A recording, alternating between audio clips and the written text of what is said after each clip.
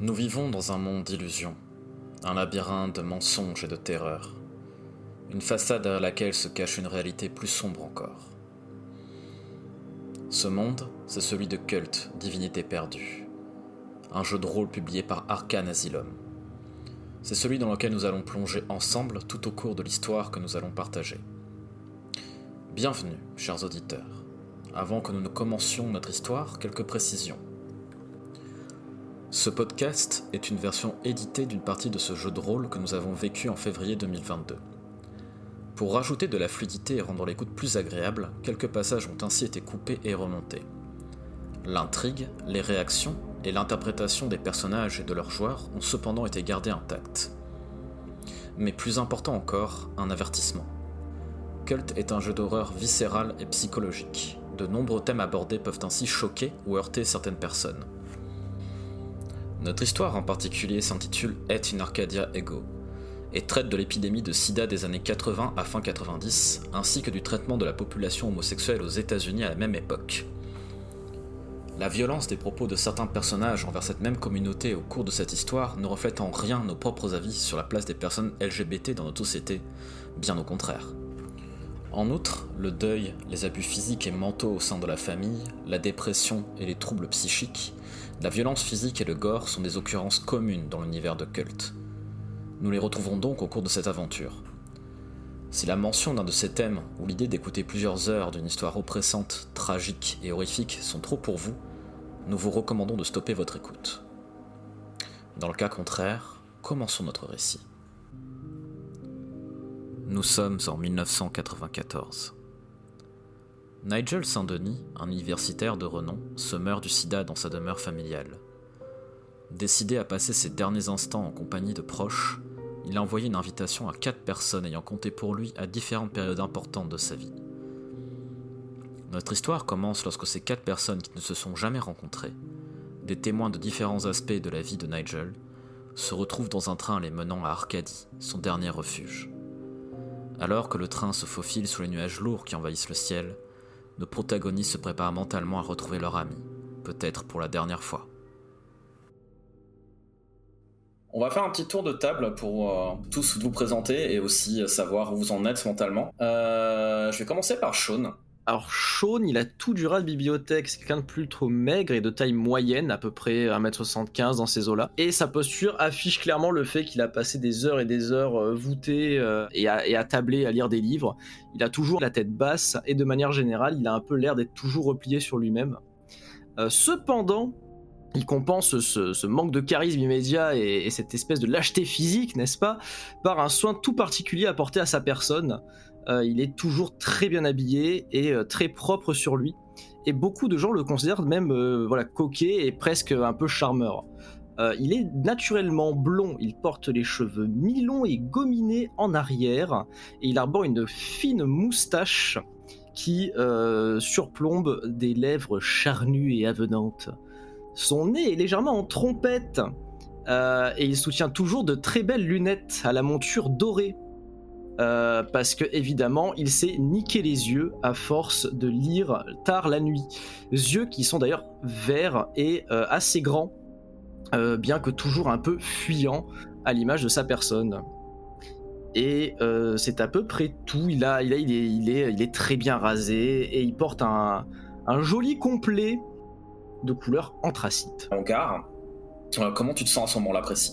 Pas ouf, parce que pour le coup Nigel c'est quelqu'un qui m'était plutôt cher, c'est un estimé collègue, et donc du coup le fait que j'apprenne qu'il est en train de passer de vie à trépas, et en plus à cause d'une maladie qui vient d'apparaître et qui est clairement horrible. Il y a beaucoup de sentiments qui surtout de la tristesse et de l'appréhension par rapport au fait de revoir Nigel après autant d'années et de le revoir dans cet état. Très bien, Sean. Je vais passer sur toi, Leïla. Pareil que Sean, tu es dans le train en train de contempler le paysage défiler sous tes yeux. Tu sais que vous allez arriver bientôt en gare de Charlottesville. Alors Leïla, c'est une jeune trentenaire iranienne. Elle a vraiment un visage magnifique. Elle pourrait être sujet à convoitise, et ça lui a joué des tours même plus jeune. Elle est marquée quand même, on voit qu'elle est marquée dans son visage, surtout que là actuellement elle est quand même en train de regarder le paysage avec une tristesse quand même assez palpable, avec une angoisse tout de même aussi d'être face à la réalité. Et il faut savoir qu'elle est médecin, donc elle a aussi ce côté un petit peu à vouloir être sur place rapidement pour voir ce qu'il en est. Donc il y a une détermination qui est quand même visible. Elle ne regarde pas les gens autour, elle est vraiment... elle est persuadée qu'à force de regarder le paysage, le train va avancer plus vite. Très bien, Leïla. Je vais passer sur toi, Bess. Tout d'abord, j'aimerais que tu te décrives physiquement. Alors physiquement, je suis un peu petite. Je suis brune avec des reflets violets, mais c'est une coloration que je fais moi-même, donc c'est vraiment pas très beau, mais je le fais moi-même et j'y tiens. Je ne mets que des vêtements qui recouvrent la quasi-totalité de mon corps, donc on ne voit que mes mains et mon visage. Mon cou et tout le reste sont cachés par des vêtements noirs de préférence, évidemment. Et j'ai quelques piercings par-ci par-là. J'ai des tout petits yeux noirs perçants et je ne me maquille pas en aucun cas et j'ai toujours les cheveux lâchés. Et mentalement, comment tu te sens ? T'as déjà pris cette route un paquet de fois, hein ? Tout à fait. J'ai pris cette route maintes et maintes fois, peut-être trop de fois. Je suis pas dans un état émotionnel non plus déchiré, parce que ça fait évidemment très très longtemps que je n'ai pas vu Nigel, mais en même temps, je suis pas ravie de faire ce voyage pour ces conditions. Donc je profite du trajet du train pour me poser des questions sur notre relation et évidemment essayer d'appréhender ce qui va se passer. Je vais terminer sur toi, Bradford.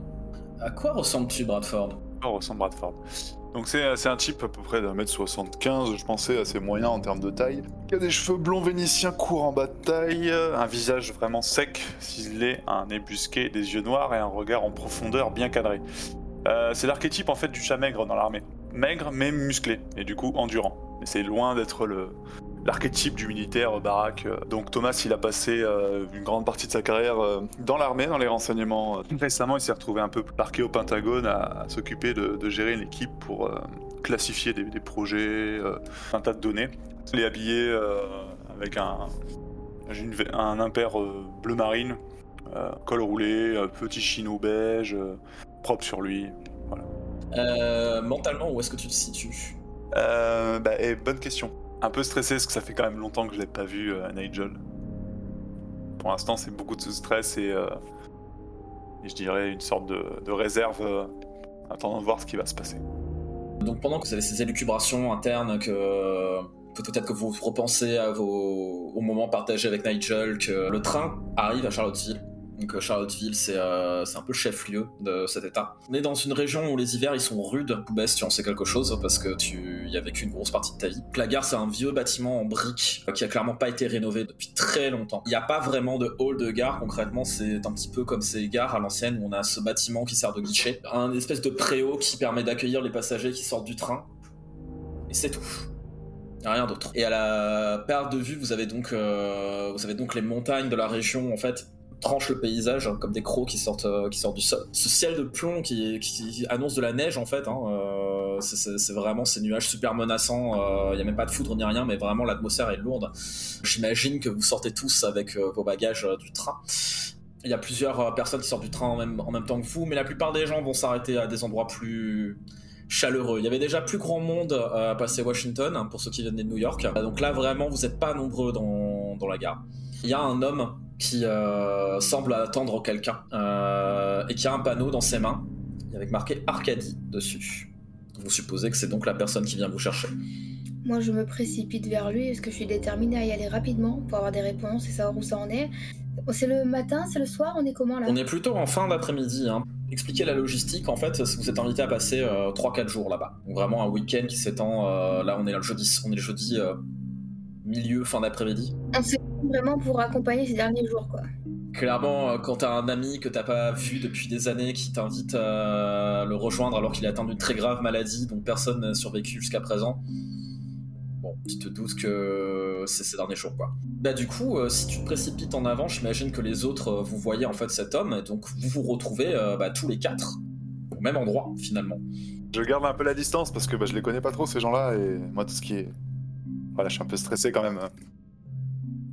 Moi, étant un grand timide de nature, oui, quand j'ai vu 3 personnes se jeter sur un pauvre gars avec un panneau, j'ai fait quelques pas un peu de loin pour voir s'il n'y avait pas quelqu'un d'autre avec Arcadie sur un panneau, quoi. Mais bon, vu qu'il y avait pas, je me suis rapproché. J'y vais un peu lentement aussi parce que je me jette pas non plus sur le panneau. Moi, je m'attends pas à retrouver des gens que je connais pas.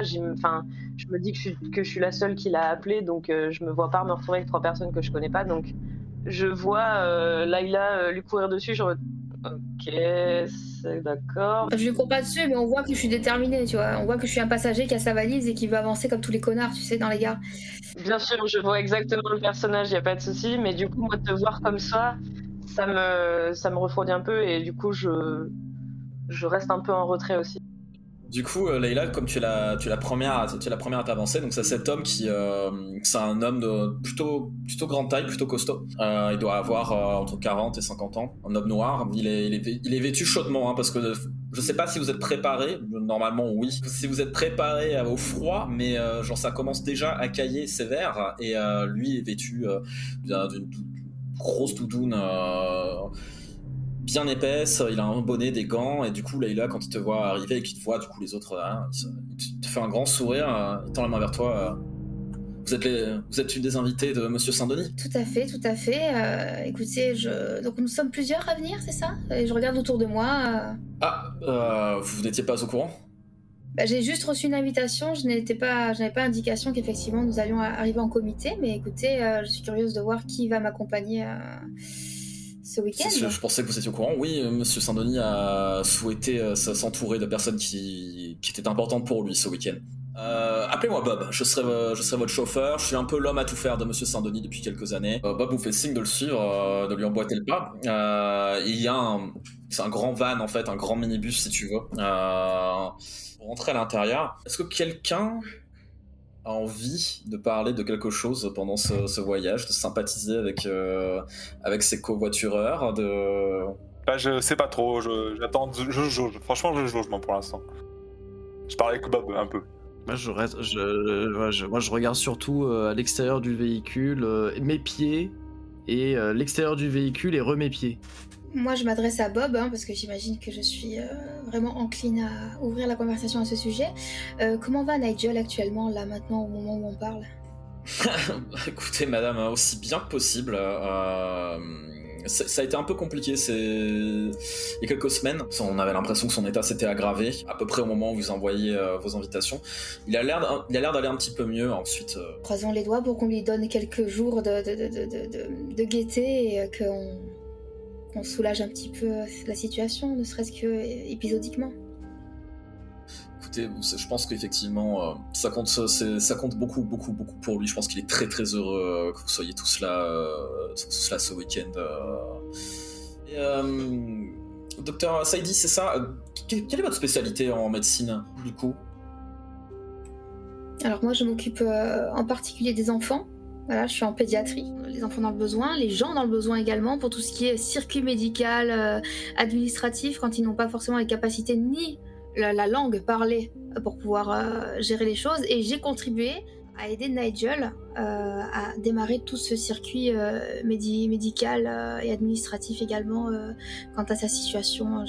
J'ai été là dans les prémices, quand il a découvert le diagnostic, et voilà, je l'ai épaulé en ce sens, en tout cas, pour essayer de lui soustraire un stress. Voilà, je me suis beaucoup occupée de ses papiers, etc. Donc voilà. Comme lui m'a beaucoup aidé dans ma vie également, donc ce n'était que tout à fait naturel de ma part que d'être là pour lui. Oui, j'avais cru comprendre que, effectivement, vous l'aviez beaucoup aidé dans les débuts de sa maladie. C'est quelqu'un qui touche les autres. D'ailleurs, c'est assez incroyable quand on connaît l'histoire de sa famille. Enfin... C'est vrai que moi, l'histoire de sa famille, il a toujours été un peu secret à ce sujet. Il m'a pas forcément... On a parlé de beaucoup de choses, mais il n'a jamais forcément abordé les sujets... Vous connaissez bien sa famille? Je ne les ai pas connus personnellement. Moi, je suis arrivé au service de Monsieur Saint-Denis quand il s'est retiré dans sa demeure familiale il y a quelques années.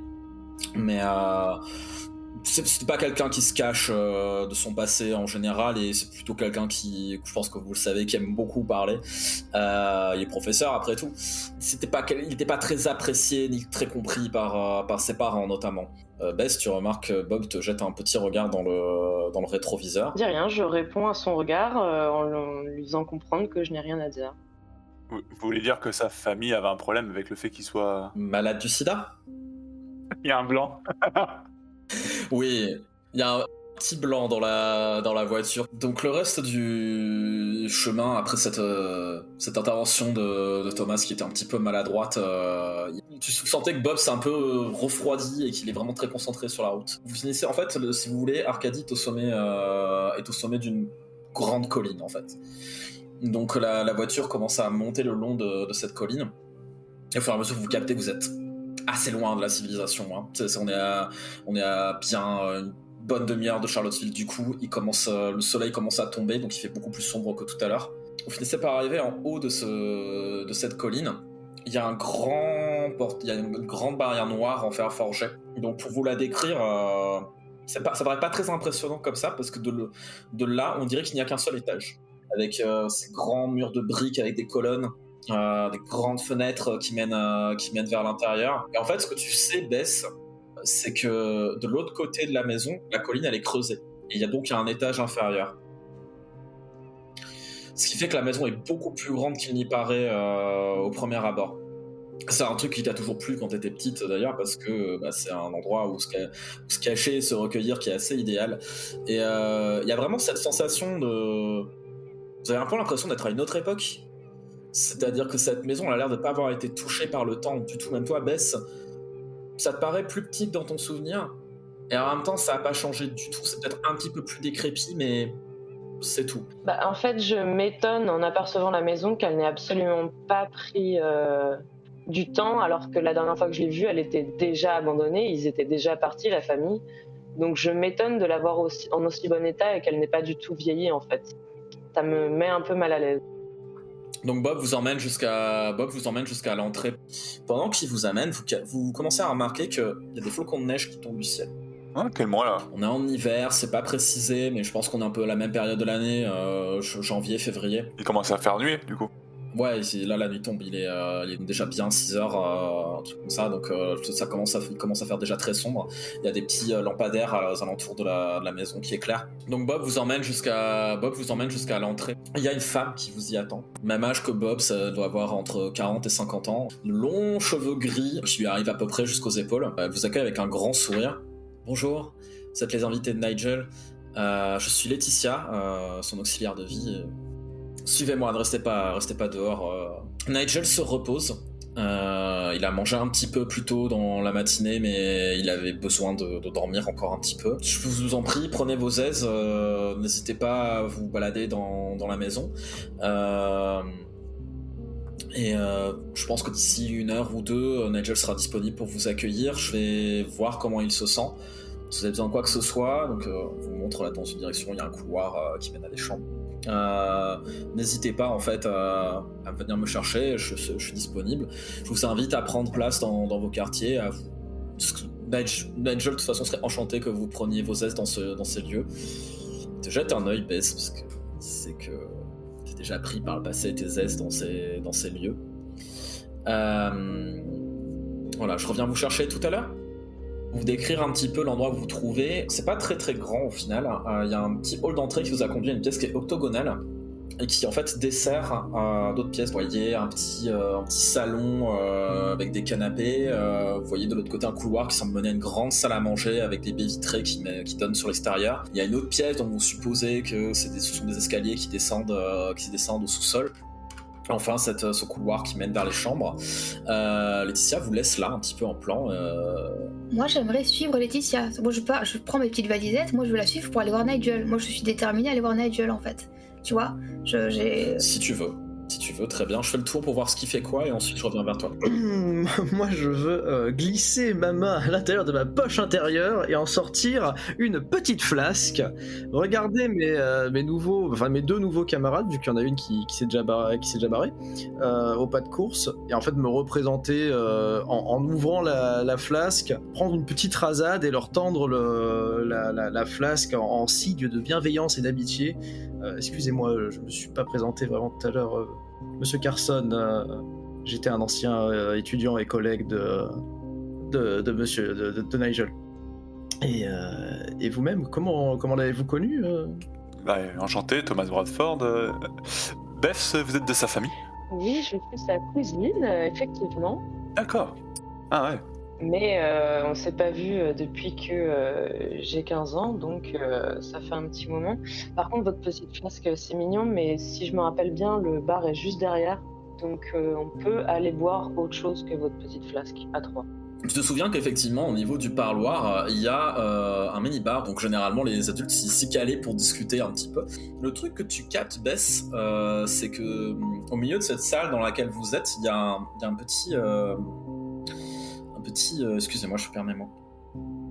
C'est pas un piédestal, mais oui, une espèce de petite colonne en fait sur laquelle est posé un livre. Un genre de pupitre. Ouais, exact, putain, merci, un pupitre.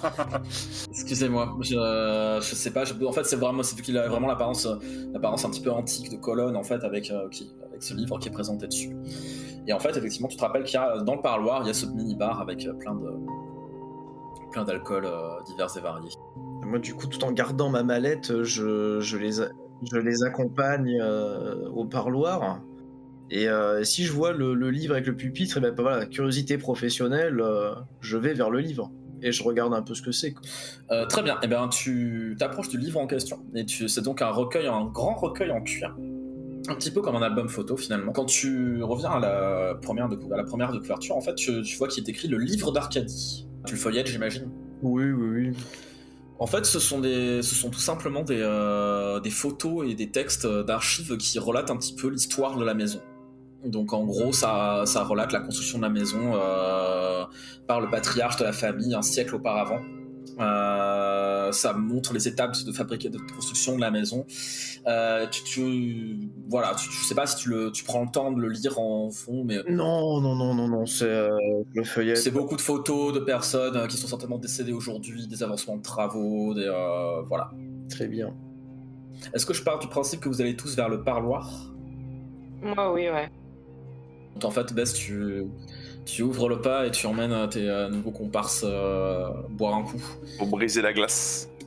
Bah oui, avec plaisir. Si vous voulez me suivre, on peut se présenter plus correctement et effectivement boire un petit coup en attendant que Nigel soit remis de sa petite sieste. Et là, je pars sur toi du coup. Tu suis Laetitia de près.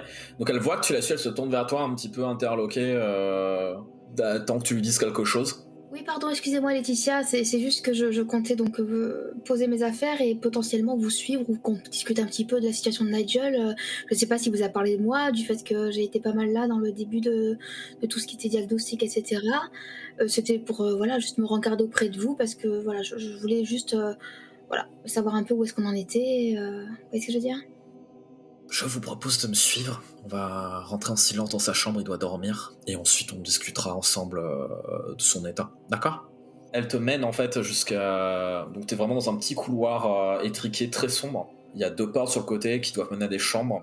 Elle ouvre très doucement la porte. Tu rentres dans une grande chambre, une chambre de maître en fait, quasi vide à l'exception d'un lit d'hôpital en fait et de 3 sièges. Et tu reconnais en fait Nigel, enfin... T'arrives à reconnaître Nigel malgré son état. Il respire très fort, donc ça a vraiment cette respiration de...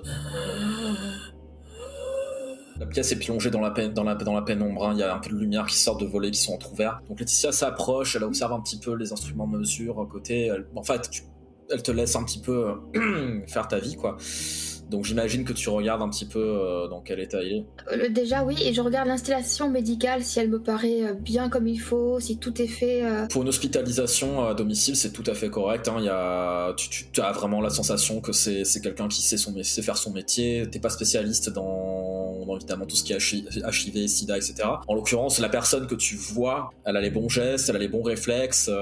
Tu vois qu'elle soulève légèrement, doucement la tête de Nigel pour caler son oreiller. Elle surveille sa tension, son ECG. Elle te laisse prends un peu de recul, elle te laisse regarder. Ça fait un choc de te voir ton ami, même si tu sais depuis longtemps qu'il est malade, que t'avais pas vu les symptômes. On est en 94, les malades du sida, ils se cachent. Donc on les voit pas vraiment. Là tu vois donc ton ami maigre comme jamais t'as vu quelqu'un de maigre, ses cheveux, il avait de très beaux cheveux bruns quand il était plus jeune. Là, tu vois ses cheveux sont affinés, ils sont blanchis. Il a les petites taches brunes et violettes caractéristiques. C'est des cancers en fait qui apparaissent sur la peau quand tu as le sida, puisqu'en fait ton système immunitaire se bloque et du coup toutes les maladies opportunes ça t'attaque, donc il a la peau couverte de petits cancers. T'entends sa respiration que c'est très difficile de respirer. De toute façon il est sous respirateur quand il dort. Tu vois que Laetitia en fait de l'autre côté du lit elle te regarde puis elle te fait signe de la suivre. Je la suis dehors du coup, ouais. Donc tu refermes la porte derrière toi doucement, puis vous parlez en revenant en fait vers le hall. Et je lui demande est-ce que la journée il est conscient? Est-ce qu'il est beaucoup somnolent? Comment ça se passe au niveau de ses journées, de son quotidien? Je veux dire, il est en état de discuter, de voir ce qui se passe autour de lui? Il est lucide souvent. Mais bon, comme vous le savez, la maladie crée beaucoup de troubles de concentration. Ces infections sont aussi neurologiques. Du coup, il a tendance à avoir des petites pertes de mémoire. Il essaie d'être toujours aussi expressif que dans son passé, mais c'est compliqué. Il dort beaucoup. Ses repas sont un petit peu décalés. Généralement, il mange le matin et le midi. Il dort toute l'après-midi. Je lui avais suggéré de se reposer ce soir, mais il a insisté pour se réveiller, pour venir vous voir plus tard. Donc, j'irai le réveiller, je le laisse dormir tranquillement. Et puis voilà. Et justement, à ce sujet, il a fait une liste de personnes qu'il voulait voir, c'est ça? Tout à fait. Il a donné vos noms spécifiquement, expliquant que vous étiez des personnes chères à son cœur qui ressentaient le besoin de vous voir. On va pas se voiler la face, docteur. Bien sûr. Il va un petit peu mieux, mais comme vous le savez, généralement le mieux c'est souvent annonciateur du pire. Oui, le requin, le fameux requin. Voilà. Ouais. Donc à ce stade-là, il se nourrit très peu, tout devient beaucoup plus compliqué. Je vous cache pas qu'il est fort possible que ce soit la dernière fois que vous le voyez.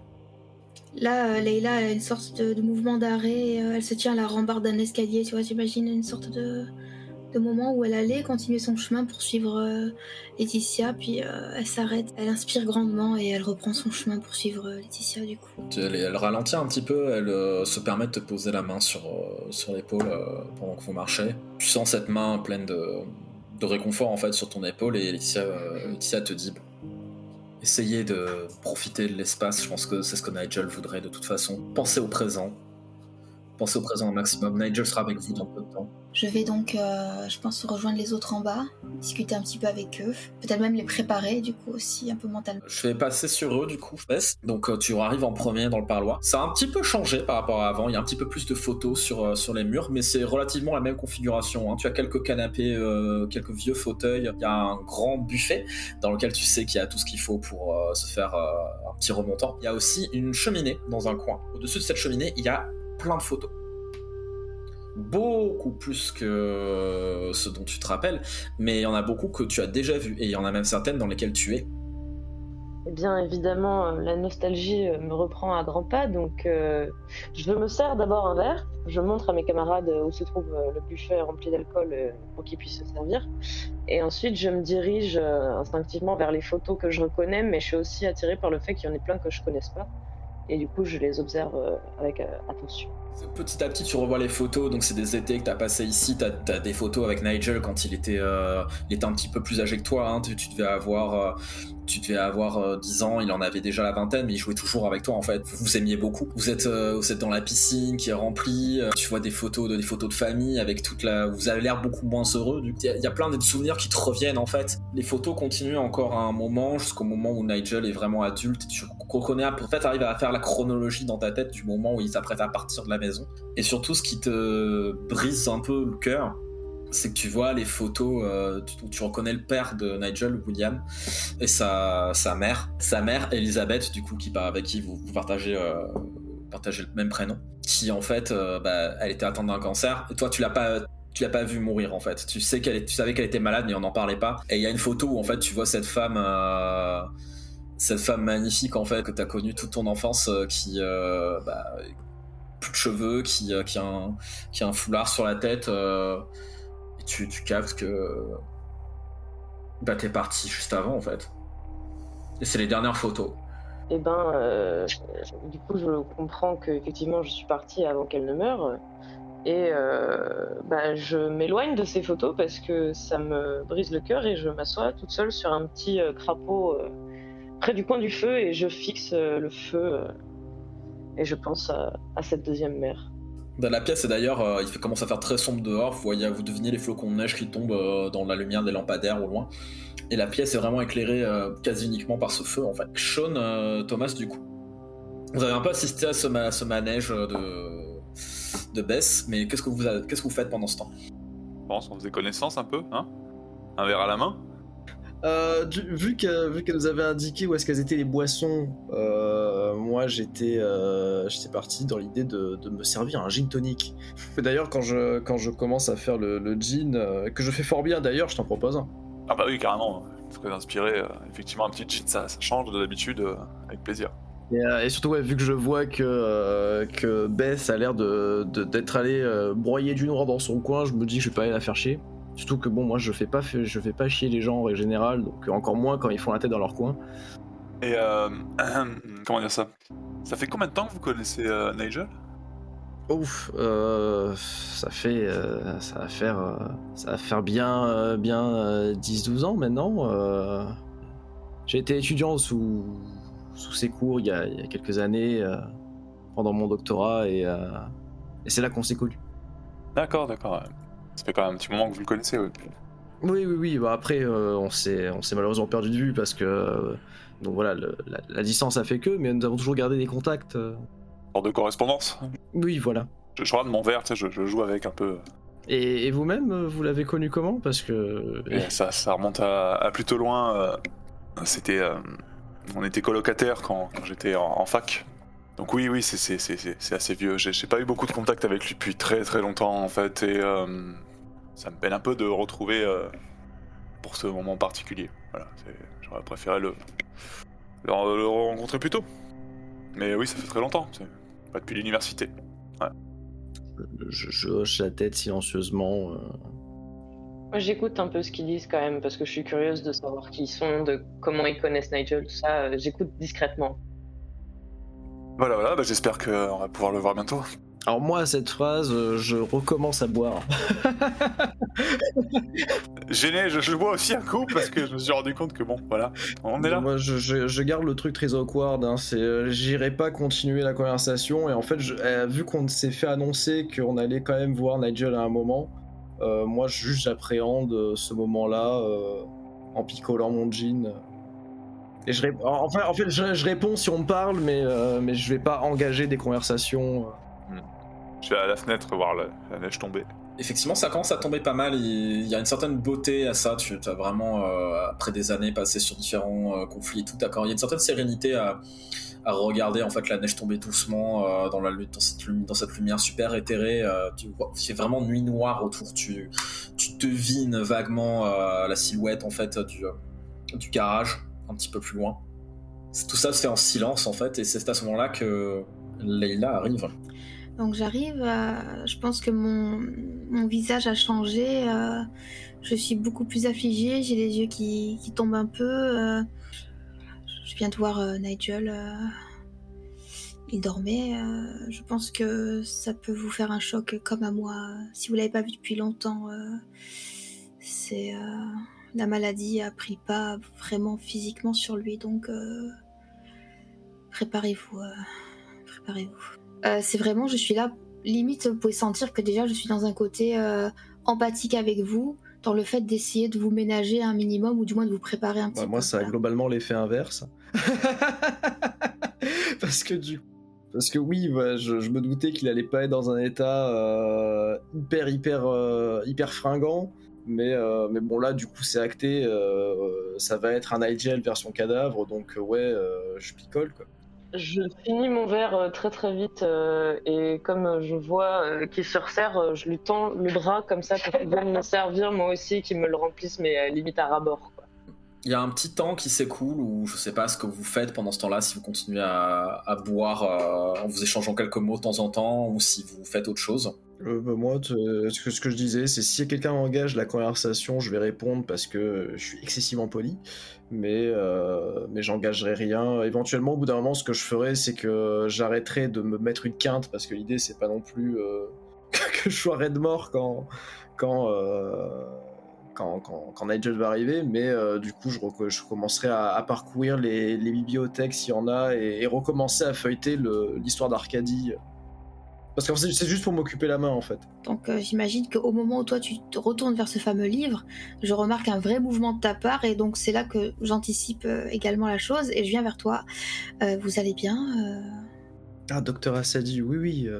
Enfin, aussi bien qu'on puisse aller dans les circonstances. J'ai bien vu que ce que je vous ai dit vous a particulièrement affecté. Oui, désolé pour ça. Ça fait plusieurs années que Nigel et moi nous ne sommes pas vus physiquement et c'est vrai que même si je m'attendais à ce qu'il ne soit pas vraiment épargné par la maladie, le fait d'être ici, ça rend la chose un peu plus réelle. Et moi, c'est vrai que c'est mes yeux de médecin qui ont même été troublés, donc c'est pour vous dire à quel point c'est particulier. Enfin, en tout cas, je ne voulais pas du tout vous heurter d'une quelconque façon. Non, oui, ne vous en faites pas, ne vous en faites pas. Et qu'est-ce que c'est devant vous là, ce livre? C'est quoi? Visiblement, c'est l'histoire de la maison. Je l'ai un peu feuilleté, et ce sont des vieilles photos d'archives, des plans, de comment la maison a été construite, des gens de la famille Saint-Denis. Mais... D'accord. Je regarde parce que je pense que j'avais jamais consulté cet ouvrage, donc Mais c'est une maison de famille, c'est sa maison de famille, c'est ça? C'est bien. Pour te résumer un petit peu ce que tu comprends en lisant le livre, c'est que la maison a presque un siècle en fait. Et le but avéré, c'était de créer une sorte de petite maison blanche, donc une espèce de prouesse architecturale dans cet état des États-Unis, quelque chose de très inspiration antique, coloniale, vraiment dans ce style américain. Il y a même des rumeurs. Tu lis qu'il y a un petit paragraphe comme quoi la légende veut que Thomas Jefferson ait aidé à la construction de la maison. Et le patriarche de la famille Saint-Denis à l'époque, Joachim, qui était donc français et qui avait rejoint la cause révolutionnaire américaine, inspiré par les Lumières, et donc vraiment créé cet espace magnifique au milieu de la nature, une espèce de victoire de l'homme face à la nature. L'histoire se complique parce qu'il y a des histoires de brouille familiale, la maison a été abandonnée pendant un long moment jusqu'à ce que William, le père de Nigel, décide en fait de retaper la maison, de la rendre vraiment habitable pour sa famille. Et en fait, le livre s'arrête un petit peu là. C'est-à-dire que, grosso modo, il y a un paragraphe à la fin qui explique que dans les 20 dernières années, la maison a été habitée seulement sporadiquement. Il y a même une décennie où elle a été complètement inhabitée.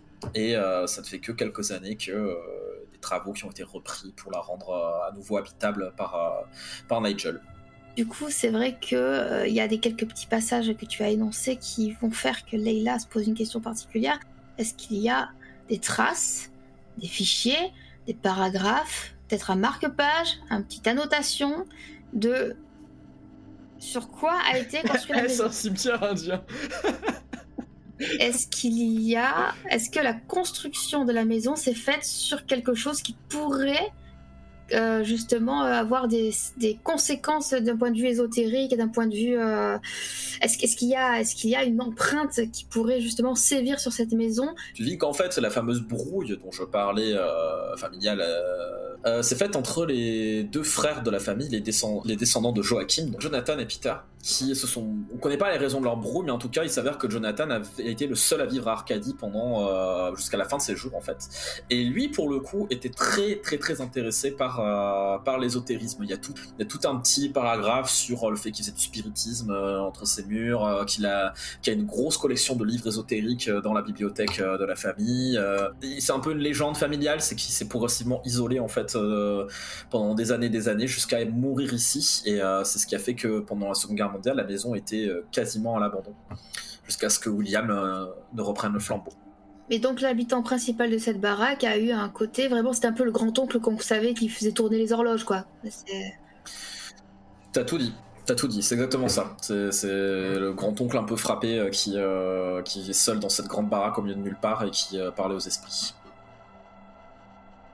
Du coup, Sean, pendant que Leila s'est complètement absorbée dans la lecture de ce livre, est-ce que tu fais quelque chose? Est-ce que tu restes... Moi, je suis resté avec elle parce que bah, elle m'a parlé, donc elle est sympa. Et du coup, en fait, ça me permet de feuilleter le livre avec elle.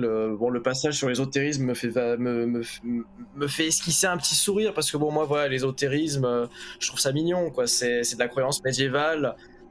Je pense qu'on est en train de former un duo dans la lecture de ça et que moi je converse avec lui et que je lui donne les infos au fur et à mesure comme toi tu me les as données quoi. Et moi, du coup, dans la conversation, bah, ça me fait sourire parce que, bah, pour le coup, voilà. Et je lui explique que j'ai fait des études d'histoire médiévale. Et donc, du coup, pour moi, en fait, l'ésotérisme, je le vois à travers ce prisme-là. Bon, bah, c'est des gens qui savaient pas expliquer X ou Y chose, qui, du coup, essayaient de s'imaginer des univers parallèles pour les rassurer, des méthodes pour interagir avec ces univers. Et du coup, moi, voilà, c'est. Du coup, l'histoire du grand-oncle enfermé dans sa maison, ça me fait sourire et éventuellement même je lui sors 3 références de seigneurs féodaux qui auraient fait la même chose. Et moi du coup je rebondis en lui disant que moi c'est la religion qui fait que justement j'étais plus encline à m'intéresser à ça et surtout je lui parle aussi, et là je vais te le dire, Laetitia, donc l'auxiliaire de vie de Nigel, va parler d'énergie dans cette maison. C'est pour ça aussi que j'ai voulu me rencarder à ce sujet, c'est parce qu'elle m'a vraiment dit qu'il y avait toutes les pièces avaient leur énergie, etc. Donc c'est vrai que ouais, il y a des choses, à observer effectivement d'un point de vue humain et au ressenti peut-être. Je vous avouerai que je suis assez peu au fait de ces choses-là, mais oui, de toute façon, si Laetitia est religieuse, j'imagine que la maison doit être chargée de symboles. Pendant que tu es en train de présenter un peu ton scepticisme et tout ça, t'entends une voix familière en fait derrière toi qui dit Ah, Sean, tu changeras pas. Hein. Toujours pareil, toujours aussi sceptique, toujours aussi désabusé. Et en fait, du coup, vous retournez dans la notion de la voix et vous voyez Nigel qui est assis sur son fauteuil roulant. Vous l'avez pas entendu arriver du tout. C'est vraiment, vous étiez tellement concentré sur votre conversation que voilà. Et Laetitia qui est juste derrière lui. Et du coup, bah, Sean, tu vois donc Nigel. Bah, moi, du coup, bon, bah voilà, forcément, ça me fait un petit choc quand même de le voir comme ça. Parce que, oui, voilà, le souvenir que j'en avais et ce que j'en vois maintenant, il y a un univers entre les deux. Donc, je me prends un mur de briques dans la tronche. Et juste, je m'approche de lui.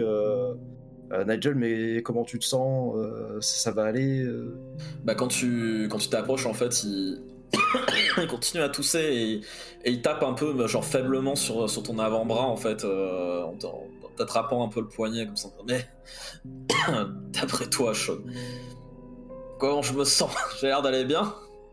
Les autres, du coup, Thomas et Bess, vous entendez la voix de Nigel, du coup, dans le hall. Donc, je sais pas si vous vous y rendez, mais... Oui, on était là.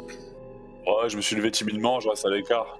Moi, je m'approche de lui, je me mets, je m'agenouille à moitié, tu sais, je m'accroupis un peu pour être à son niveau.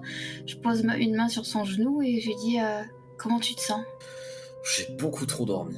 Voilà comment je me sens.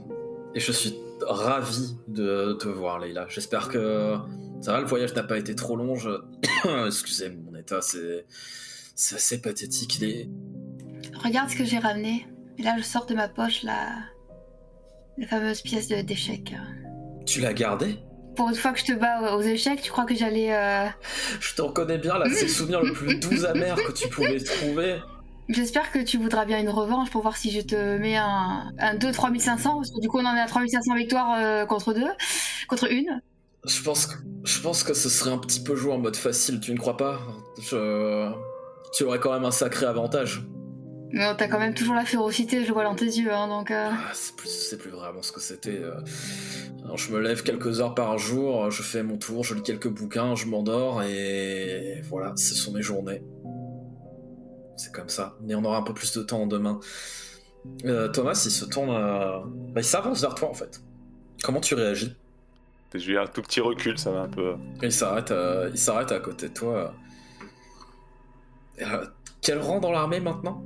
Oh, ils m'ont collé au Pentagone, là. Monsieur est au Pentagone. Ah, je range les dossiers. Oh, tu pourras quand même raconter quelques secrets d'état à un vieux copain de Chambray, quand même.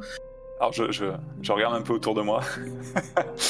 J'ai ramené tous mes dossiers, ça tombe bien. Ah, on aura de quoi lire, du Ouais, coup. j'ai tout sur moi, bien sûr. Tu sais, j'ose pas d'emmener tes secrets bien loin, donc tu peux me raconter tout ce que tu veux. Beth, je sais pas si t'es loin de lui ou pas. Il se tourne légèrement, en fait, pendant qu'il est en train de parler à Thomas, et en fait, il tend la main vers la tienne pour la prendre, en fait. Je regarde cette main que je reconnais.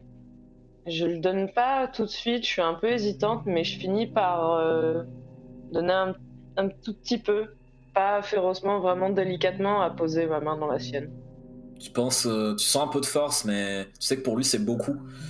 Mais ça te serre le cœur parce que c'est le max qu'il peut faire en fait. C'est vraiment, il peut pas faire plus. Et il lève les yeux vers toi et il te dit rien et il te regarde pendant un très long moment.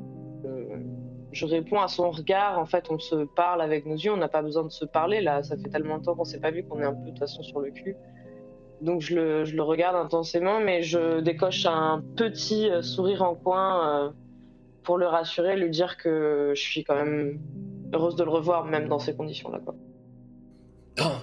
Je vais vous accompagner jusqu'à la salle à manger, le repas doit être servi. Et il vous emmène en fait le long d'un couloir jusqu'à une grande salle. Vous voyez que Bob en fait est là, il est en train de terminer de servir des plats, donc il y a plein, vous voyez qu'il y a un festin sur la table. Bob lâche un soupir. Bon, je vous laisse à l'œuvre, il est temps que je rentre. C'est Laetitia qui se chargera de débarrasser. Je vous laisse profiter, il s'en va. Et Nigel vous fait signe de vous installer à table. En fait, dans cette grande pièce, il y a des grandes baies vitrées qui donnent sur le noir à ce moment-là, parce que la nuit avait déjà bien tombé. Et vous voyez donc la neige tomber, s'éclater contre les carreaux de la fenêtre. Il y a une petite terrasse de l'autre côté de ces fenêtres. Et vous asseyez, j'imagine, donc autour de la table. Bah, moi, en fait, surtout, c'est... on va échanger des potins sur l'université, vu qu'il travaille plus. Parler de ces dernières années, est-ce qu'il continue de travailler, est-ce qu'il continue d'écrire des thèses? Oh, tu sais, Sean, moi, les querelles universitaires, à un moment donné... Je fais un petit hochement de tête. Entendu. On peut pas refaire le passé, pas vrai, Sean? Non. Et Bess, en disant ça, il se tourne vers toi. Et toi, Bess, comment se passe la vie? Eh ben... pas terrible, depuis que tu m'as abandonné. Je pensais vraiment pas que je t'aurais balancé ça comme ça, mais en fait, je te vois depuis tout à l'heure et j'arrive pas à comprendre ce qui s'est passé. J'arrive vraiment pas à comprendre. Pourquoi t'es parti? Pourquoi personne n'a prévenu? Pourquoi est-ce que je me suis retrouvée comme ça, comme une merde? Enfin, t'imagines même pas ce que j'ai vécu du coup. T'imagines vraiment pas? Non, je peux pas imaginer, effectivement.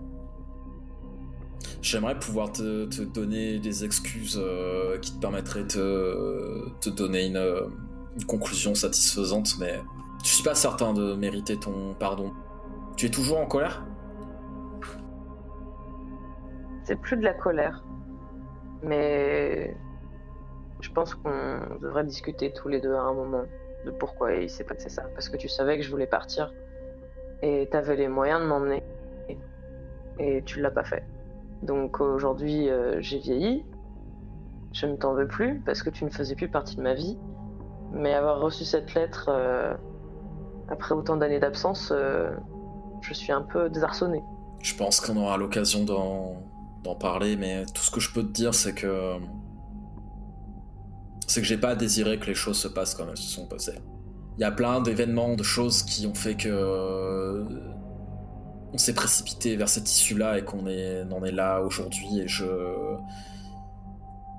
passe beaucoup de temps, surtout en ce moment, à remonter le fil des choses et à essayer de comprendre où est-ce que j'aurais pu faire mieux. Et je peux remonter aussi loin que ma naissance et j'arrive jamais à trouver un point précis. Et je sais que cette réponse n'est pas celle que tu veux. Je sais pas si tu veux vraiment une réponse ou pas. Je sais pas si je peux te satisfaire d'une quelconque façon. J'ai pas voulu t'abandonner, Bess. Et regarde dans le vide, dans la direction de la fenêtre, sans rien dire. Et Laetitia qui s'approche de lui doucement, comme pour récupérer son fauteuil, pour l'encourager à repartir en fait. Et il fait un signe de la main. J'aimerais rester plus longtemps, mais je vais vous laisser pour ce soir et faites comme chez vous. Laetitia, je pourrais aussi vous montrer un peu comment la maison fonctionne. Elle la connaît bien, elle y a passé beaucoup de temps. Peu de choses ont changé, hein. Mais je vais me retirer dans mes quartiers. J'espère vous revoir demain tôt. Ne m'en veuillez pas si je me permets de prendre la matinée ou... Et sur ces mots, il repart avec Laetitia, vous laissant seul autour de la table. Bah moi du coup le silence enfin je fermais ma gueule pendant l'échange puisque bon ce qu'elle lui a envoyé dans la tronche c'était un high kick de haute volée. Du coup bon ça a un peu plombé l'ambiance quoi, on va dire ça comme ça, mais par contre du coup l'histoire de l'abandon de 20 ans etc, bon ça résonne un peu quand même, donc du coup je me tourne un peu enfin je lui lance des petits regards à Bess, je fais le tennis entre Bess et Nigel, puis je me fixe un peu plus sur Bess à un moment, puis le mur de parpaing étant passé, je vois qu'il a quand même gardé toute sa tête en fait, et ça faisait partie des trucs qui m'angoissaient le plus, qui soit vraiment en plus peut-être physiquement amoindri, qui soit mentalement amoindri. C'est pas le cas. En tout cas, ça a pas l'air d'être le cas, donc du coup, ça me rassure vaguement. Là, maintenant, en fait, reviennent les premières angoisses de ça fait quand même des années que on maintient une correspondance épistolaire et des rapports cordiaux, mais sans plus, quoi.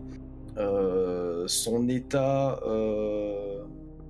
a remué pas mal de choses par rapport à notre passé commun, et l'incartade de Bess a remué aussi pas mal de trucs, parce que voilà, cette idée d'abandon etc, bon ouais il y a des choses qui résonnent un peu, donc forcément ça me remue pas mal, et en fait tout ce que j'espère surtout moi c'est de pouvoir avoir un moment seul avec lui. Bah moi je suis gêné, c'est pas mon histoire. J'essaie de pas trop m'intéresser à ce qui se passe vu que c'est un règlement entre eux. Ça me concerne pas. Le seul souci c'est que là je me sens vraiment un peu déconnecté des gens autour de moi quoi. J'ai pas l'impression que c'est un truc que j'ai déjà ressenti pas mal de fois avec Nigel. Il fréquente tellement des gens différents que je reconnais pas de profil type. Je me reconnais assez peu en fait à côté de Nigel. Hein. Et cette place d'anomalie elle me dérange un peu. Mais je sais pas, je sais pas trop quelle place prendre vraiment ici, donc j'attends de voir. Du coup, moi, je cherche pas à comprendre, mais je suis un petit peu dans l'observation quand même. Elle est bien sûr affectée, elle a aimé l'échange qu'elle a eu avec Nigel, mais elle a un mauvais pressentiment. Elle a peur que la journée qu'il puisse promettre demain ne puisse pas se faire. Elle a peur que demain il ne se réveille pas, donc elle va peut-être pas dormir de la nuit. En tout cas, elle s'apprête à être aux aguets et à se tenir prête, quoi. À intervenir, à venir aider Laetitia. Voilà, elle est pas sereine du tout, et elle profite pas forcément de l'environnement autour. Elle est vraiment déjà dans le prisme de qu'est-ce que va être cette nuit, demain, comment ça va se passer. L'inquiétude est là, quoi. Moi je me sens un peu con d'avoir balancé ça comme ça, mais comme je lui ai dit, je me voyais pas lui en parler tout de suite comme ça, surtout devant des gens que je connais pas, donc je me renferme un peu en mode putain mais qu'est-ce que j'ai branlé, enfin je suis trop con d'avoir balancé ça comme ça, le mec est en train de mourir, enfin je suis qu'une égoïste, donc je barmane un peu dans ma barbe en mode je suis trop bête quoi, et du coup je me sens pas bien du tout, parce que je pense que c'est le moment où je prends vraiment conscience de la maladie et de l'état dans lequel il est, donc ça me fait un vrai choc, et je pense que si c'est possible, je me lève de table et je retourne me servir un petit gin tonic dans le bar. Discrètement et silencieusement, je ne dis rien. Dans le silence de mort qu'il y a autour de la table, on remarque quand même que tu te lèves et que tu t'en vas. Donc je sais pas ce que ça amorce comme mouvement, je sais pas si vous vous dites quelque chose de ce qui reste. Ouais, je bredouille un vague bonne nuit, je pense que je vais me retirer aussi, et je me dirige vers mes quartiers à l'extérieur de la maison. Ouais, je vais me coucher aussi, je pense, mais comme j'ai dit, sans avoir un vrai sommeil. Je vais aller me coucher parce que je suis pas super à l'aise dans la maison. Et non, je vais attendre de voir demain là, franchement, je suis un peu refroidi. Dis. Je pense qu'on peut estimer que entre ce moment où tu quittes la table et le moment où vraiment tous vous décidez de rejoindre vos quartiers, il se passe rien de particulier.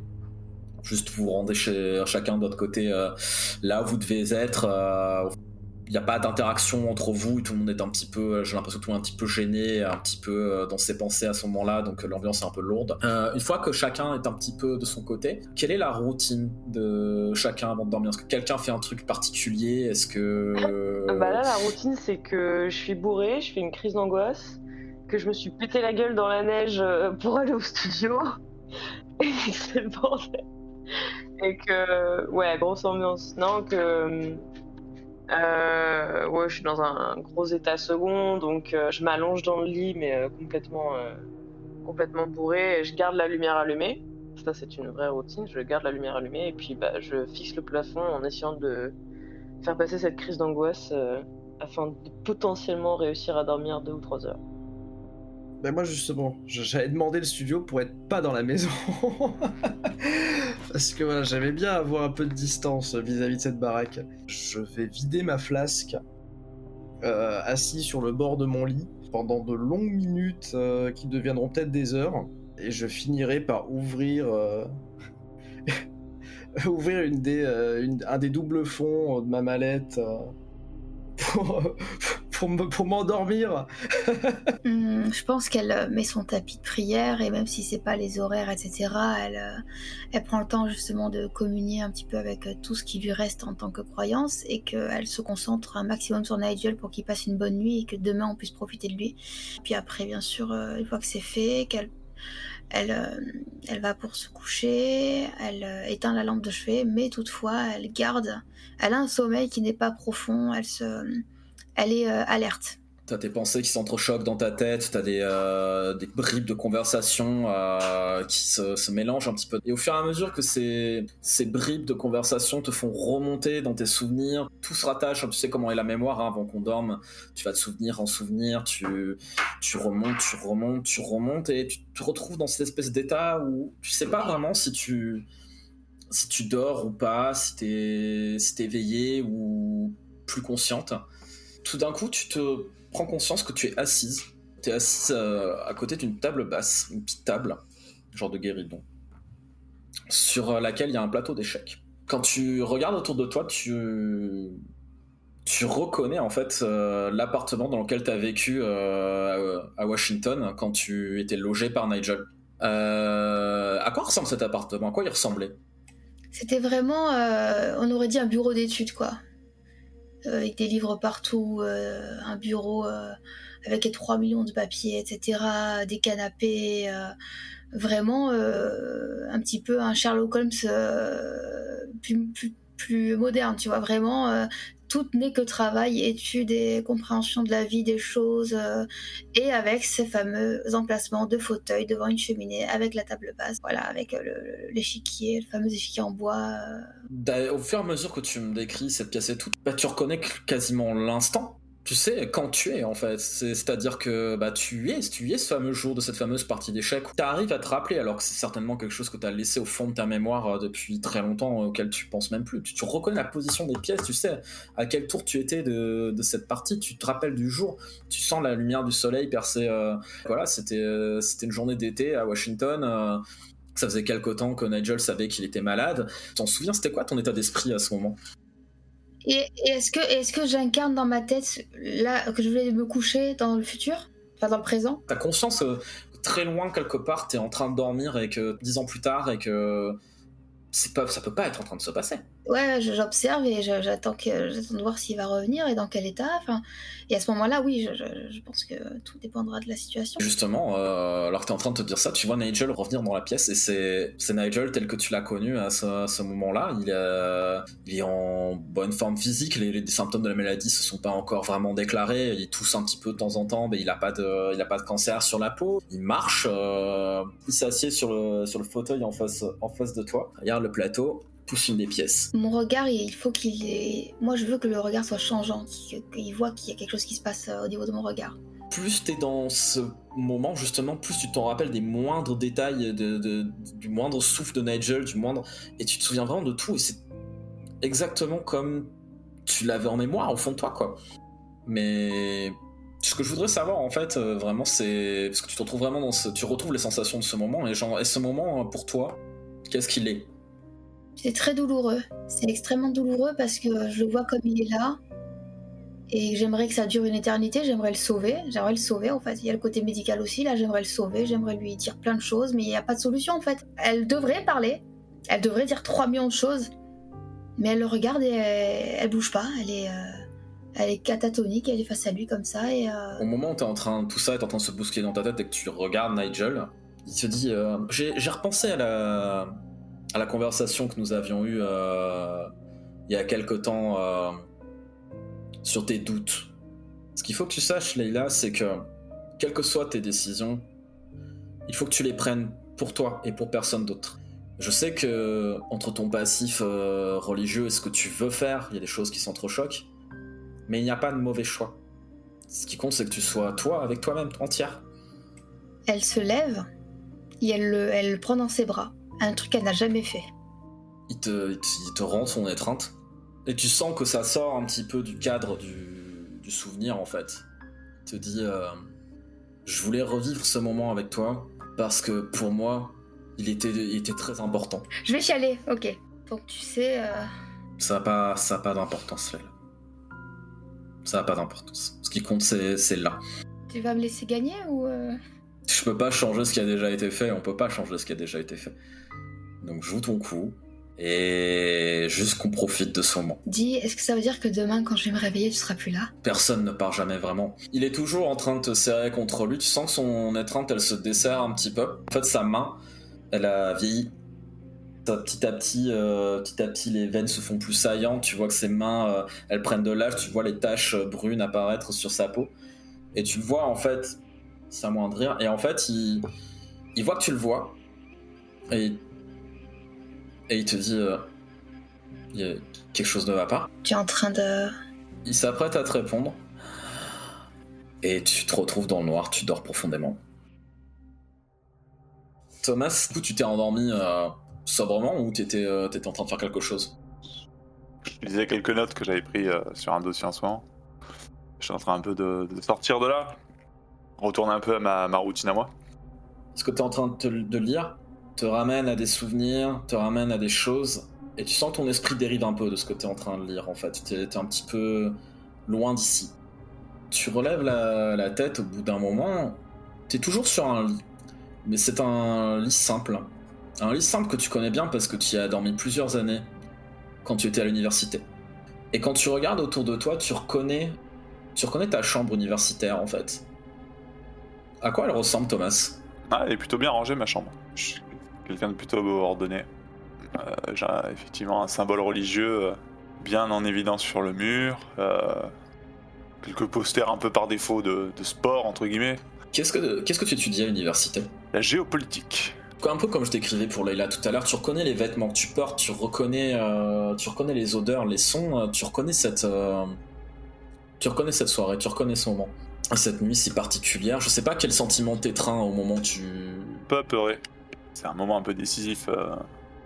Et en même temps, un truc que j'ai pas réglé depuis longtemps, quoi. Pourquoi est-ce qu'il est décisif pour toi? Parce que fatalement, j'allais me retrouver à y repenser. En venant ici. Et que c'est singulièrement... c'est devenu palpable à ce moment-là.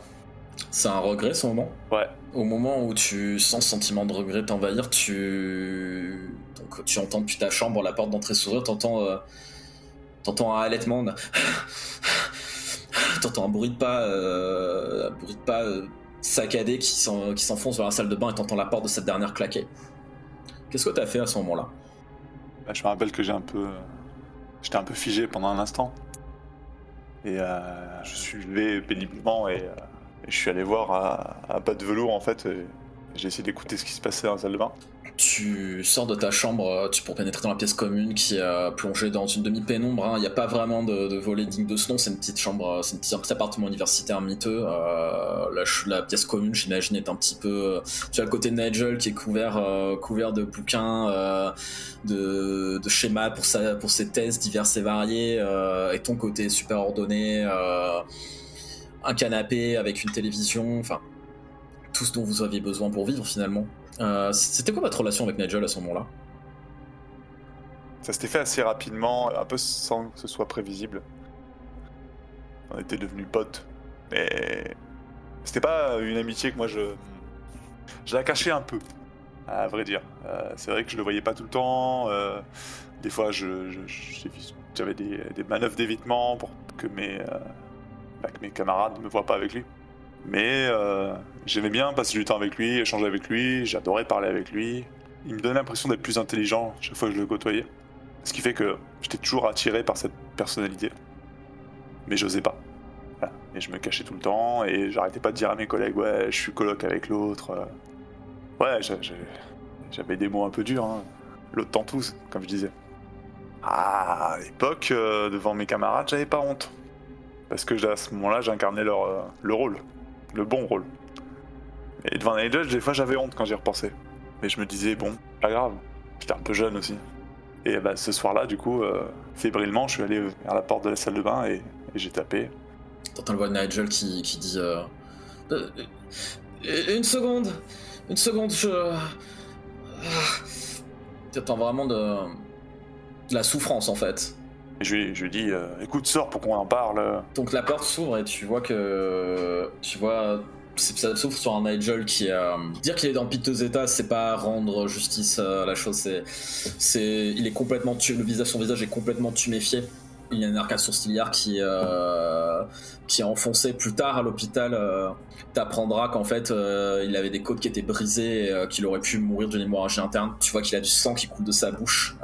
Tu devines qu'en fait il a essayé tant bien que mal de se rafistoler avec ce qu'il avait, mais clairement il a aucune connaissance sur le sujet, donc il a des carreaux de fortune, mais il est coupé de partout. Tu sais qu'il a tu sais très bien ce qui s'est passé. Bah moi j'avais quelques rudiments, hein. Ma mère était infirmière et c'est vrai comme au sport ça nous arrive assez régulièrement de nous blesser. J'ai pris la peine de m'occuper de lui sérieusement à ce moment-là, et j'ai plus vraiment pensé à que j'avais initié techniquement. Et j'ai gardé mon sang-froid, je me suis occupé de lui, et ensuite je l'ai amené je l'ai accompagné jusqu'à l'hôpital. J'ai même croisé mes camarades justement. Mais à ce moment-là, bon, j'ai gardé mon sang-froid et l'idée c'est de m'occuper de lui, quoi. J'étais plutôt sérieux à ce moment-là.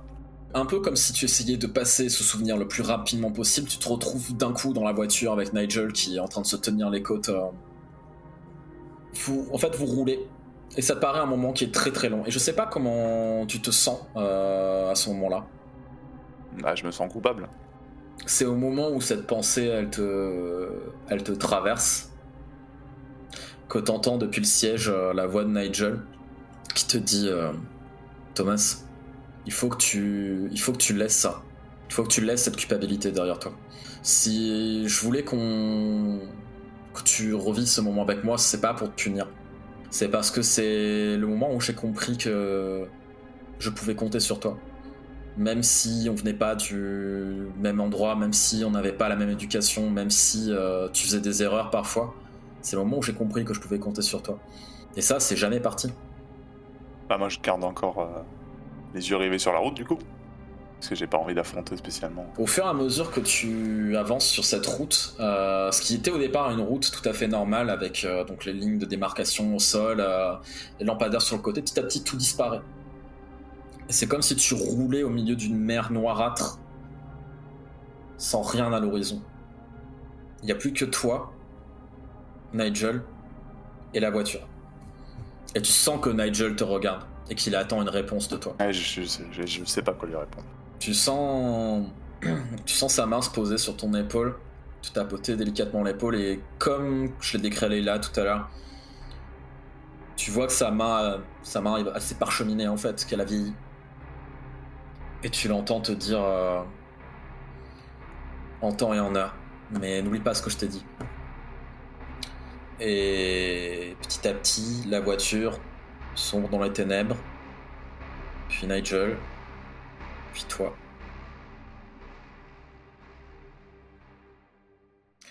Donc Sean, du coup, après t'être offert cette distraction pré-sommeil, tu t'es rebraillé autant que possible. Tu sais que demain matin, tu vas avoir une grosse gueule de bois. T'as vidé tout l'alcool que tu avais et t'as déjà enchaîné pas mal au cours de la soirée. Un peu comme ce que j'ai décrit tout à l'heure, tes pensées dérivent vers tout... Je sais pas par quoi elles passent exactement, mais je pense pouvoir dire sans trop de problème que ça passe par beaucoup de dénigrement de soi et de haine de soi. C'est vrai, c'est très juste, monsieur. Et du coup, ça te fait revenir peut-être à des moments qui étaient plus simples et beaucoup plus heureux. Tu te retrouves assis. T'es assis sur un canapé. Tu regardes autour de toi et il y a beaucoup de monde. Beaucoup de monde. Tu reconnais en fait, tu reconnais l'instant bien sûr, c'est une pierre angulaire de ta mémoire. C'est la soirée où... Cette soirée-là qui est si importante pour toi. C'était une soirée étudiante, mais pourquoi tu y étais exactement ? J'y étais parce que à l'époque, même si j'étais déjà timide et globalement renfermé, généralement je disais pas non aux soirées étudiantes justement parce que c'était l'occasion pour moi de me libérer un peu de l'emprise parentale, on va dire, et de mon rythme de vie d'élève beaucoup trop studieux. Donc moi j'ai jamais été timide face aux soirées. Et donc du coup celle-ci j'y étais allé parce que déjà on m'y avait invité, et surtout j'y étais allé parce que je savais qu'elle était ouverte je savais qu'il y avait des professeurs qui y seraient, et notamment un certain monsieur Saint-Denis. C'était pas la première fois que tu croisais Nigel.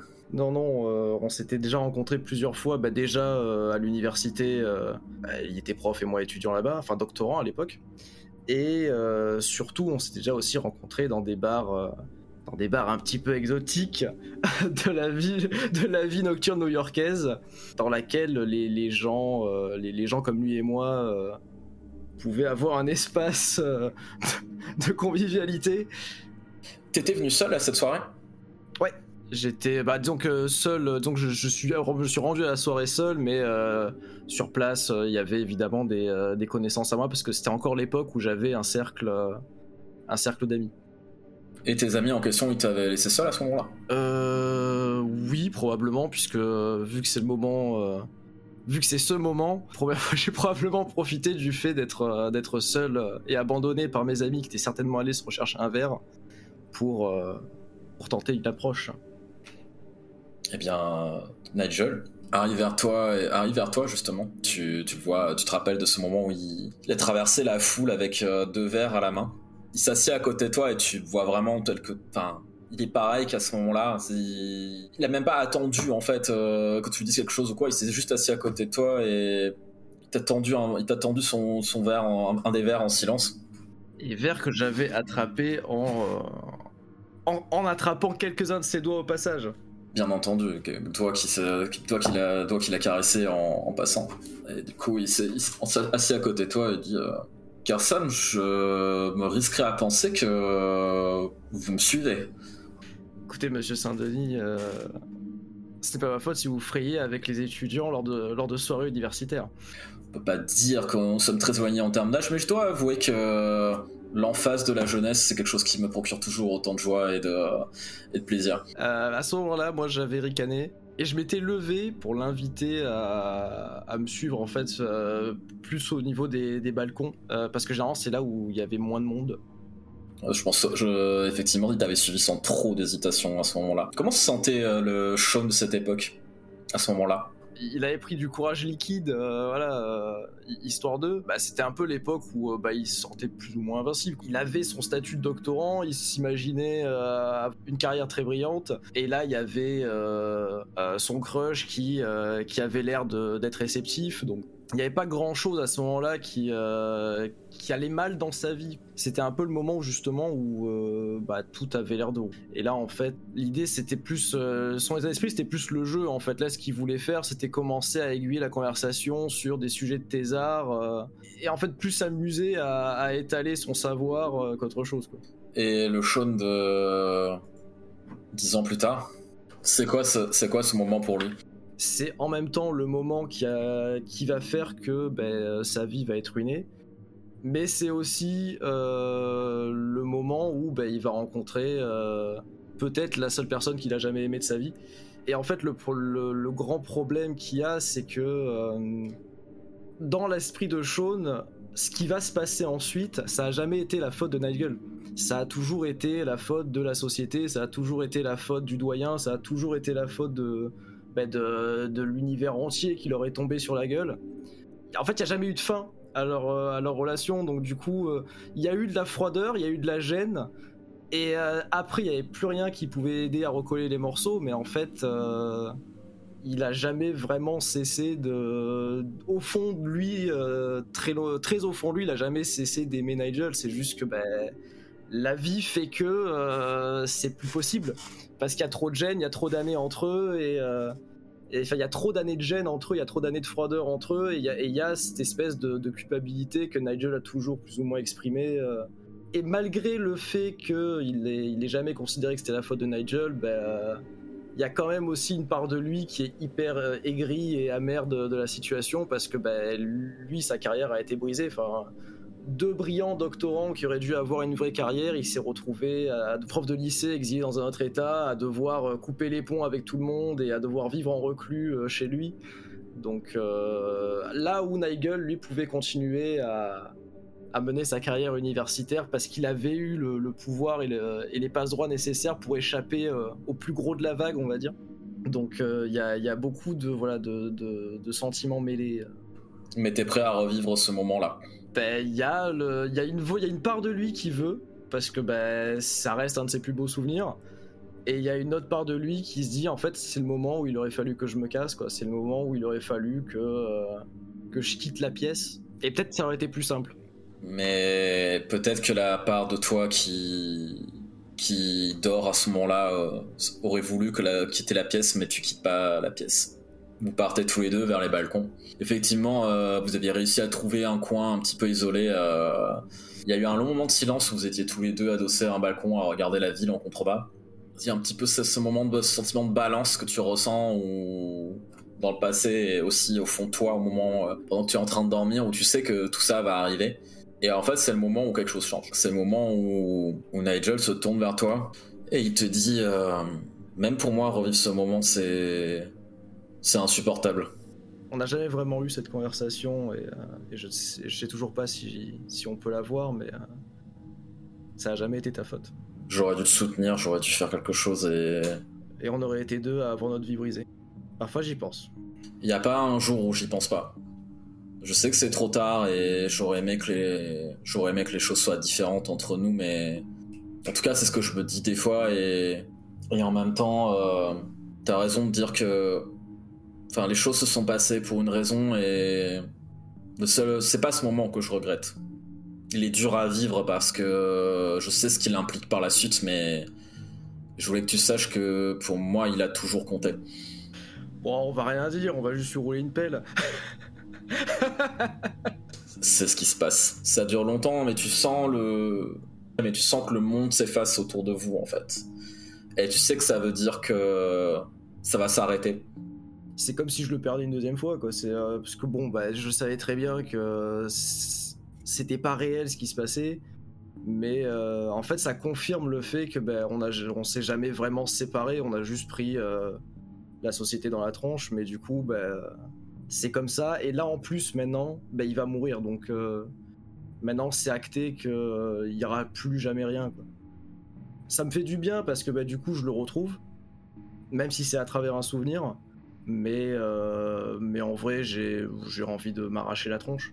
Il te pousse un petit peu et tout n'est plus qu'obscurité autour de vous et tu vois qu'en fait son visage, tout son corps a vieilli.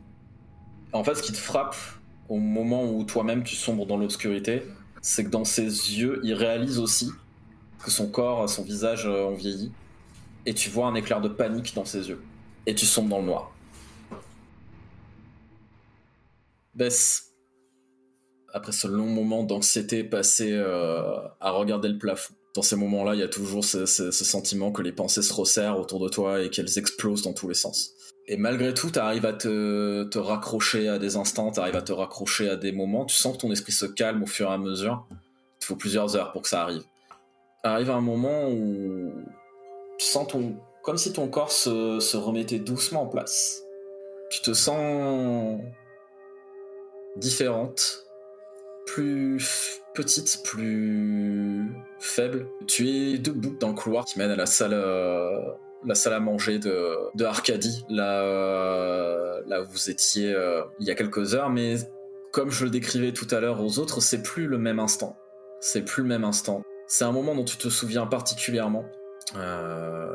C'était un repas de famille. Est-ce que tu te souviens de ce moment, exactement? Je me rappelle très bien de cette soirée. Comment se sentait Bess ce soir-là? Pas très bien, parce que c'était un repas de famille et que quand nos deux familles se retrouvaient, c'était toujours très conflictuel. Donc on avait l'habitude avec Nigel de, si on pouvait s'éclipser assez rapidement, mais là, ça n'a pas trop été possible ce soir-là. Qu'est-ce que tu faisais là, à ce moment-là, dans ce couloir? Est-ce que tu avais essayé de te barrer? Pourquoi tu observais le repas de ce coin? Parce que Nigel s'était engueulé avec son père sur son orientation sexuelle. Est-ce que tu as un souvenir en particulier qui te revient?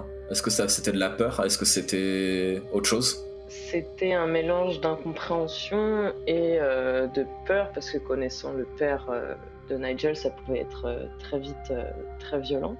Et je me rappelle qu'on a eu une discussion ensuite tous les deux. T'es suffisamment loin pour pas voir tout le monde autour de la table.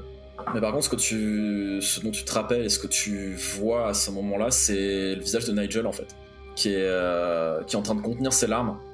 Dont ton souvenir c'est flou parce que c'était toujours un peu la même litanie en fait, le même truc qui revenait de dépréciation, d'insultes. Ce jour-là c'était pire que tout parce que ce sujet-là c'était jamais simple de l'aborder, mais tu entends la voix de William, le père de Nigel, tu ne le vois pas. Et t'entends les éclats de voix, t'entends les moqueries de tes frères. De temps en temps il y a un silence qui retombe. Est-ce qu'il y a quelque chose que tu aurais voulu faire différemment à ce moment-là? À ce moment-là, j'aurais aimé le défendre ouvertement, plutôt que de le faire entre nous, la connaissance de la situation. Est-ce que j'en aurais été capable? Je pense pas. Nigel finit par en plein milieu d'une des invectives de son père, finit par se lever en renversant la chaise sur laquelle il était assis, qui marche très rapidement, tête baissée. C'est vraiment le Nigel dont tu te souviens à ce moment-là, ce mec qui sortait à peine de l'adolescence, tout frêle, mais si fort de ses convictions, si fort de tout. Qui était face à la seule chose qui le terrorisait vraiment, savoir sa famille. Il te bouscule en fait, il voit qu'il t'a bousculé, il te prend l'épaule machinalement à ce moment-là, et puis il est comme hébété, il a les yeux pleins de larmes, il a pas encore éclaté en larmes à ce moment-là, et tu vois qu'il te lâche et qu'il s'en va. Je l'ai suivi, on s'est retrouvés tous les deux, et je lui ai dit que ça allait, qu'on était habitué à ce genre de situation et qu'il fallait pas que ça le perturbe à ce point, qu'on allait bientôt se séparer, qu'on allait trouver une solution et qu'il fallait qu'on passe au-dessus. Pourquoi ce moment il est important pour toi? Parce que c'est le moment où on s'est un peu brisé lui et moi, parce que sous le coup de la colère, il m'a dit des choses qu'il n'aurait jamais dit dans un état normal, et c'est la dernière fois qu'on s'est vu. Tu l'as suivi en fait jusqu'à la sortie d'Arcadie. Il a fait le tour de la maison en marchant toujours à pleine vitesse et tu l'entendais sangloter au loin, t'essayais de le rattraper, mais il a fini par s'arrêter de l'autre côté de la colline, pas loin du sous-bois où vous vous amusiez à vous cacher pour discuter de temps en temps. Il est resté debout en haletant, il n'arrivait pas à parler. Qu'est-ce que t'as fait à ce moment-là? J'ai essayé de le réconforter, j'ai essayé de le calmer, de le faire respirer et qu'on passe à autre chose, mais il était trop en colère, il était trop attristé par la situation et par l'engueulade avec son père, donc il me rejetait de tous les côtés. Donc finalement, le souvenir qui te lie à lui, c'est que de la douleur? Pas que de la douleur, parce que y a aussi beaucoup de tristesse, mais c'est effectivement le rejet de sa famille qui nous a complètement liés, parce que j'avais le rejet de ma famille aussi de mon côté. On était les deux seules personnes qui s'aimaient dans cette famille et on s'est quittés en se détestant comme notre famille l'a fait en fait. Donc c'est en fait un souvenir rempli de regrets, parce qu'on aurait dû se parler comme on se parle depuis des années, mais ce jour-là on l'a pas fait, mais malheureusement c'était la dernière fois où on s'est vu quoi. Au moment où tu t'arrêtes près de lui dans l'herbe, à un endroit où personne peut vous voir et où tu t'apprêtes à essayer de le rassurer, de le réconforter, il se tourne vers toi, il se dirige vers toi et il te prend dans ses bras. Je comprends pas, parce que c'est pas comme ça que ça s'est passé. C'est pas comme ça du tout que ça s'est passé, donc je reste un peu béat de Qu'est-ce qui se passe? Pourquoi il me prend dans ses bras? C'est pas comme ça que je m'en rappelle en fait. Tu l'entends à travers ses larmes, en fait, sa voix elle se fait plus poser. Elle te rappelle en fait un peu la voix du Nigel d'aujourd'hui. Tu l'entends te dire calmement je suis tellement désolé. J'avais tellement de rage et tellement de haine envers tout et tout le monde. C'était tellement... Je pensais que je te protégerais en faisant en sorte que tu me haïsses. Je pensais pas que... J'ai choisi ce moment parce que c'est le plus grand regret que j'ai. C'est de t'avoir laissé. Je suis tétanisée face à ces paroles. Je voudrais lui répondre 1 milliard de trucs, mais j'y arrive pas. Parce que techniquement, c'est ce que j'aurais voulu entendre il y a des années et qui m'aurait probablement sauvée. Je suis tétanisée face à ça parce que ça me paraît tellement improbable que ça se passe comme ça et qu'il m'ait dit ça que je suis bouche bée. Vraiment bouche bée. On n'est pas obligé de parler si tu n'y arrives pas. Mais je voulais juste te dire que t'as jamais cessé d'être importante pour moi et que y a pas un jour où j'ai pas regretté ce que j'avais fait. Et je sais que c'est trop tard, mais je voudrais juste qu'on se rappelle de cet instant, mais qu'on se rappelle que la raison pour laquelle il nous a fait aussi mal, c'est parce qu'on avait de l'importance l'un pour l'autre. Je bégaye un peu à lui dire qu'on a encore le temps, que on va passer au-dessus de ça, que c'est un mauvais souvenir, que c'est fait et que on est des adultes aujourd'hui. Ce souvenir-là, certes, c'est un des plus importants, mais c'est pas le plus beau qu'on ait, donc c'est certes un point clé de notre histoire, mais c'est pas celui-là qu'on retiendra de notre amour en fait, de notre amitié, de notre relation. Ces excuses, c'est pas que je les accepte pas, c'est que elles sont partagées, donc on est sur un sentiment qui est complètement commun, donc je veux juste qu'on se parle et qu'on passe à autre chose de cette pauvre histoire d'ado, quoi. Est-ce que t'as toujours été en colère contre Nigel ? C'était pas de la colère, c'était de l'incompréhension et c'était surtout de la peur de l'abandon parce que c'était la seule personne qui m'aimait vraiment. Mais ça a jamais été de la colère pure et dure, c'était juste de l'incompréhension et de la grande tristesse. Il te serre toujours dans ses bras. Je lui réponds son câlin. Cette fois-ci, vraiment, je l'étreins de toutes mes forces. Je m'effondre à 2 doigts sur lui, je le serre autant que je peux, quoi. Vous êtes en train de vous étreindre, puis au bout d'un long moment, cette étreinte, elle dure longtemps. Et tu sens que la forme de Nigel, c'est comme si elle s'évaporait entre tes bras. Et c'est comme si t'étreignais du vide. Et au moment où tu relèves la tête, tu vois que Arcadie n'est plus là. Autour de toi, tu vois l'herbe qui s'étend à perte de vue. Il n'y a plus vraiment de ciel. Il y a juste une espèce d'immensité noire au-dessus de toi. Et t'aperçois un petit peu plus loin une porte. Il y a une porte toute seule, au milieu de ce grand vide. Et à côté de cette porte, tu vois Nigel.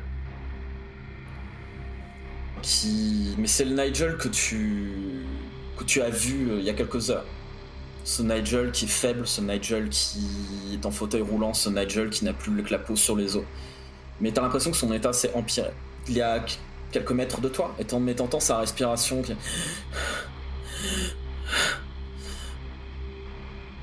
Qu'est-ce que tu fais ? Je m'approche de lui le plus vite possible parce que j'ai peur pour lui.